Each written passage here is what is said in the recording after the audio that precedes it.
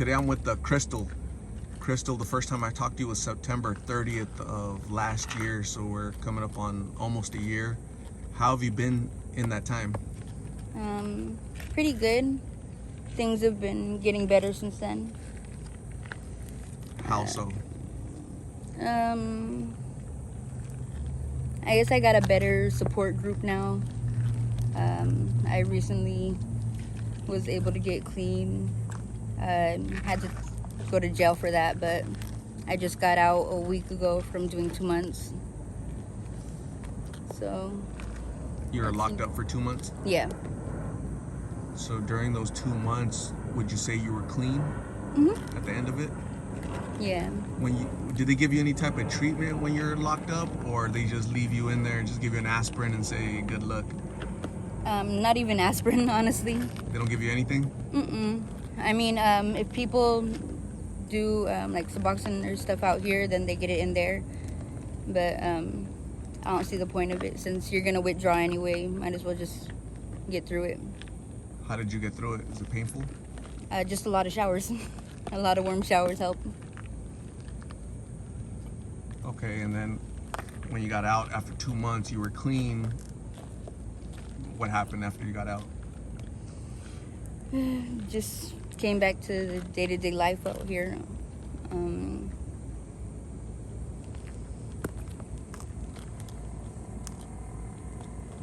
I mean, it's not much I can say. I relapsed right when I got out. It's kind of hard when everyone around you is doing it and you're trying to stay sober. And you have like all these problems coming and hitting you again once. Like in jail, you have a roof over your head and a shower every day and stuff. And then you get back out here and it's back to the old life. It's kind of hard to stay sober. So basically no support, no family, no housing. And so you come out to the streets, the same group of people that you know. So that's your support, right? It's the same old world, right? It's like a cycle. Yeah. I've heard that a lot of times before. A lot of people would recommend that the state, the city, the county, they had some type of program. They would have, it'd be better if they had a program that when people are battling addiction, they go in there for like 2 months, they're clean. It'd be nice if the state gave you some type of help right afterwards, like, hey, you have to complete this program for 6 months. You're gonna stay here. You're gonna go through this, treatment program, right? So that'd be helpful instead of just throwing people back out in the street and fending for yourselves. You're just gonna go back to what caused you to go in to begin with, right?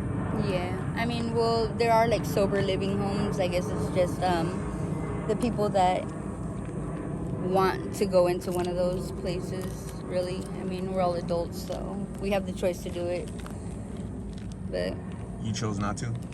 yeah, I mean, I just got comfortable with the people that I'm around and stuff, and I'm not quite ready to leave certain people behind. Do you think you've hit rock bottom yet? I've been at rock bottom, but slowly, hopefully, going back up soon. We were just recently, my husband and I were talking about a new place we found that would let me and him like share a room and get clean together. So we were just looking into that. I've heard that from couples in the past that they don't want to go through treatment because they don't want to be separated. Do you think that's common? Yeah, that's pretty common because it's pretty much the shoulder you lean on out here, and the withdrawal is kind of like the hardest part of being out here, and like not having that person who comforts you makes it a lot harder. At the same time, some people have said that when you're a couple out here battling addiction, it's lots of enabling. That level of comfort is there for both of you, and so you don't push each other to get better. You comfort each other during your addiction. It's like a support network. to stay in that world. That's kind of what I've heard, even from couples. Do you think there's some truth to that? Yeah, there definitely is. Just because, like, if one's ready and one isn't, the other one isn't gonna sit there and watch their partner be sick and stuff like that. So it gets, I guess it has its ups and downs, being in a relationship and in addiction. But I guess it's really just pushing each other to recovery, like at any cost. One of the biggest differences that I've seen since I met you until now is the price. Back then, the price used to be $5 to $10.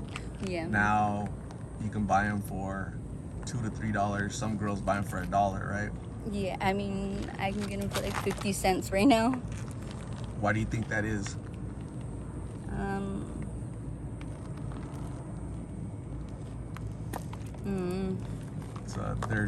There's lots of supply basically. There's so many pills out there. Much. So many pills that they have to almost give them away for free to get rid of them. That's why. And so, do you think that's a good thing or a bad thing? Oh, bad thing.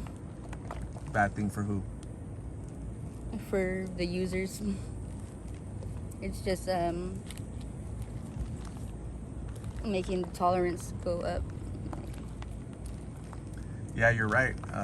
If you can buy these pills for 50 cents each, that means you're always gonna have pills, you know, because you can go panhandle and go get some money really quick, real easy, and it just makes it easier, I think, right? And then if there's so many pills, young people are gonna be more inclined to try them because they're everywhere, and that's really the bad thing, right? Where there's youngsters out here, right?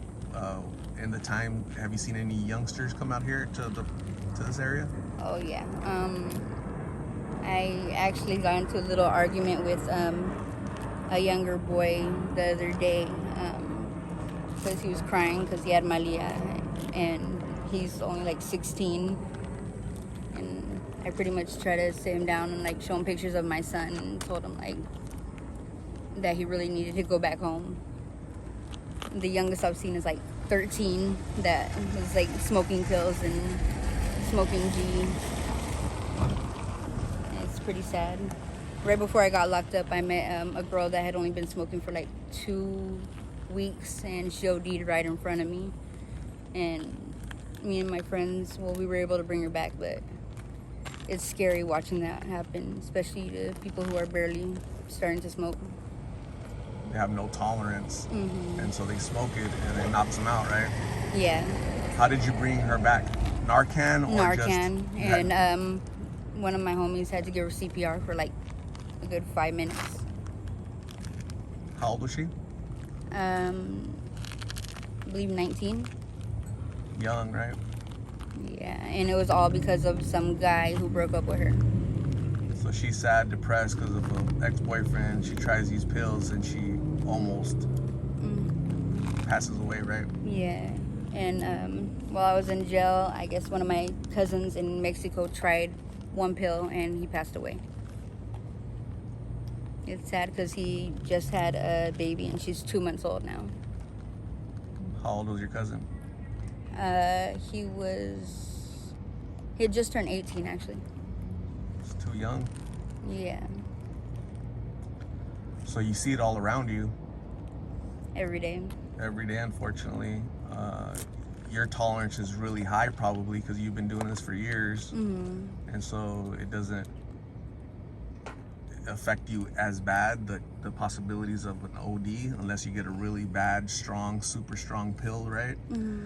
But that's why you have to, lots of people out here carry Narcan. Lots of people, I've seen it. They show me, they have carry in their pocket. They're like, yeah, I have it right here with me, right? I have them in my backpack. Is it the nasal or the nasal injection? Okay, and who gave them to you? There's people who come every Monday. Pass them out? Yeah, and pass them out. That's really cool. That's a lifesaver, right? Yeah, it is. You saved that girl's life, basically. Yeah. So your family, you should be proud that you saved somebody's life. The next person you save, guess who that should be? Myself. Yourself. You deserve it. Your family deserves it. Your husband deserves it. You know, I think you have a really good heart. You're just obviously stuck in addiction, but it isn't forever, okay? All right. So, Crystal, I'm gonna say thank you very much for talking to me. I really appreciate you sharing a couple minutes to let me know how you're doing. Please stay safe out here, and we'll talk soon again, okay? All right. God bless you. Bye. You too.